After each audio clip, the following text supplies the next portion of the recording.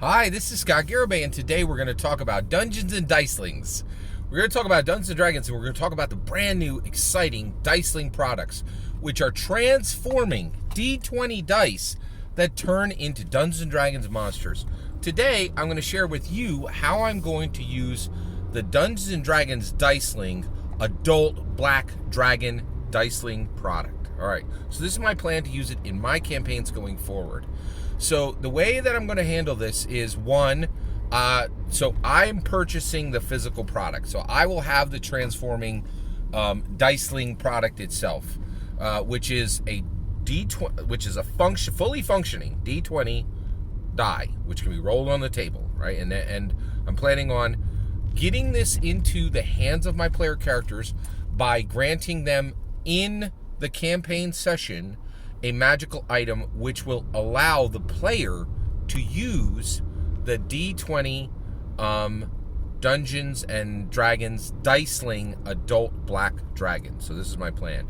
And this is very unusual. I'm actually doing this more and more where I own physical product. I'm putting it into the hands of the players during the session and then gathering it all back at the end of at the end of the session, right? So I run with Magic the Gathering cards. And so each player has a Magic the Gathering deck. Now they're going to be having a transforming D20 dice. At the end of the session, I bring that all back.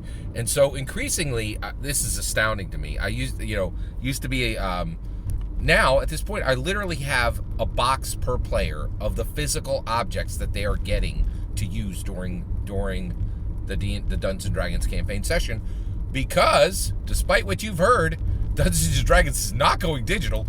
It's going more physical than ever. There are more and more physical products that are meaningless on streamed games. Like, streamed games are the worst, most sucky, most useless, most unimportant, most valuable-less Dungeons and Dragons games there are. Except Mercer's. He breaks the rule. Mercer breaks the rule. That's the whole of it. All right. So how am I going to use this Diceling transforming D20 die for my players? All right. So first thing I'm going to do is during the session, they will gain one player will gain access to the. And by the way, I'm just buying each of the individual Dicelings, and I'm going to cap it at that. I'm not going to buy doubles of anything, so that each player gets a unique transforming die, right?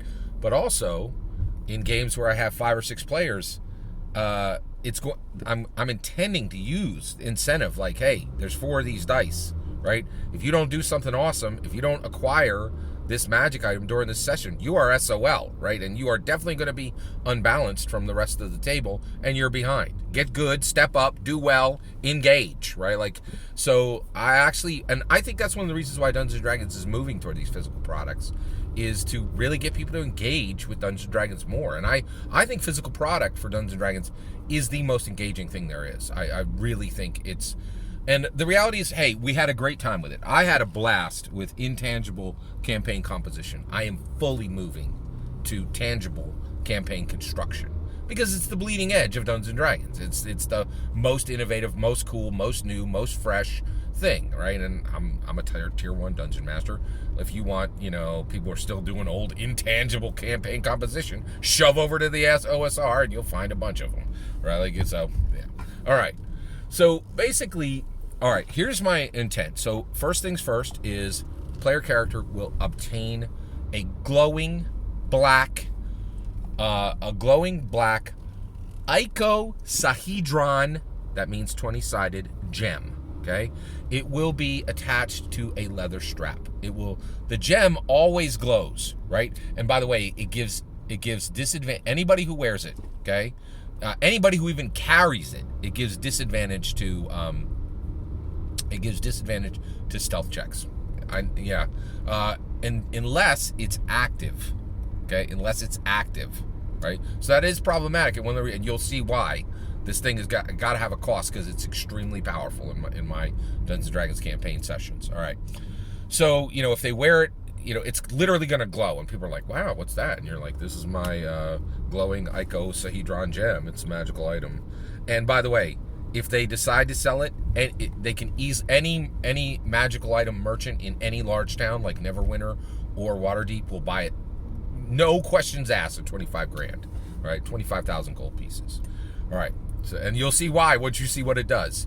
All right, so once the player character has their in session, right, on their player character sheet, it says glowing icosahedron gem on leather strap, right? It gives them, so what happens at that point is as soon as I grant them in inspiration, they do not get inspiration. It activates the gem, okay? And the gem stops glowing. At that point, if it is daytime, it gives them negative 12 hit points. They roll it 1d12 negative hit points. It lowers their hit point value. If it is nighttime, right, it allows them once per turn use of invisibility, as though they cast the invisibility spell on themselves. Okay, and hold on. So once they get inspiration, right? Every time they roll any d20 for any ability check going forward, right? If they roll a 1, then they're rolling the transforming die. Right? And it is untransformed. So they are literally rolling the black adult dragon non-transformed in its non-transformed die form. Okay. So basically, what happens is at that point, if they roll a 1, they get to re-roll the 1. So it never rolls a 1, right? If you roll a 1, you simply get to re-roll with that die, right? And this is all coming from the magic item, the glowing icosahedron, gem. Okay. All right. Second, if they roll 2 through 10, okay, then at that point, that's it. Like the item continues to glow and it is non-active. Okay. If they roll an 11 through 19, then they immediately, on any ability check, whatever the ability check was, that happens. In addition to that, the die that they rolled the 11 through 19 for grants them the use of invisibility. If it is nighttime, grants them, they can use invisibility once per turn, okay, on themselves, only targeted on themselves, right? And the reality is they can, it'll go by the invisibility spell in the dungeon master guide, right? In the player's handbook, right? On 11 through 19. So essentially what it's doing is it's allowing you unlimited use of invisibility during the night, okay? If that rolls a 20, they get everything that happens on the ability check as per normal, right? And they also get their crit, but it also triggers full effect from the adult black dragon. Oh, and by the way, when they roll the 11 through 19, they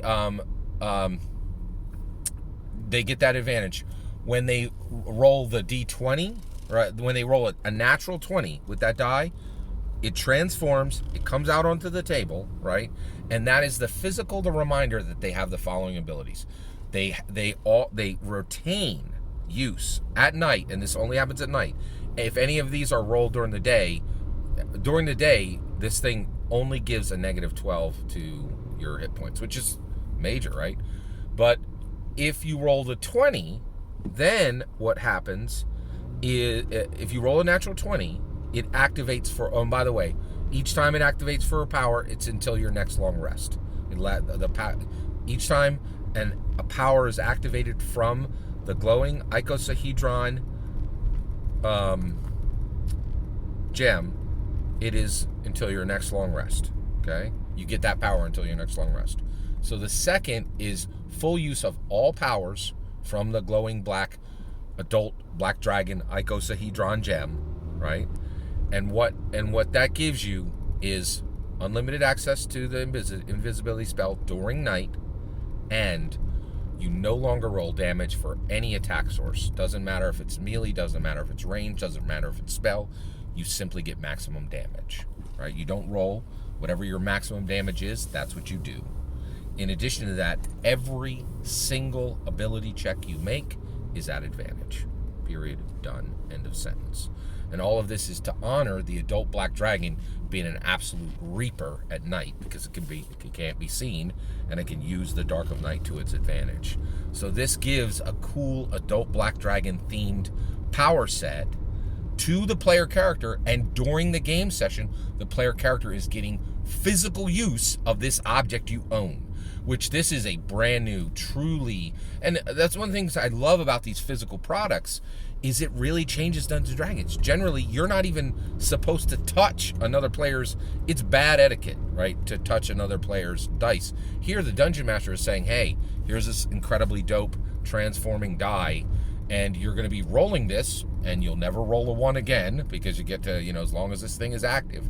By the way, as soon as the long rest happens, everything clicks off, the magic item is no longer active, and it won't be active until that player gets inspiration again. And yes, this really takes away that player character's ability to really get inspiration ever again, right? And then that player's like, well, I can only sell it for 25 grand and go back to getting inspiration the way it was designed initially, right? So this is really powerful way for me in my campaign sessions to transform how dice work, right? And that's what Dungeons & Dragons is saying with this. When they built this Diceling, they're like, stop using dice the way you're using it, right? And in my humble opinion, they're saying, transform the way you use dice. Challenge accepted. All that's my humble opinion. I cannot wait to use this in my campaign session. What is your plan to use the Dicelings? On how is the Dicelings going to change your Dungeons & Dragons campaign session the moment you get it from Amazon? I'm very, very curious. Let me know in the comments below. Please consider liking and subscribing, and have a wonderful millennium.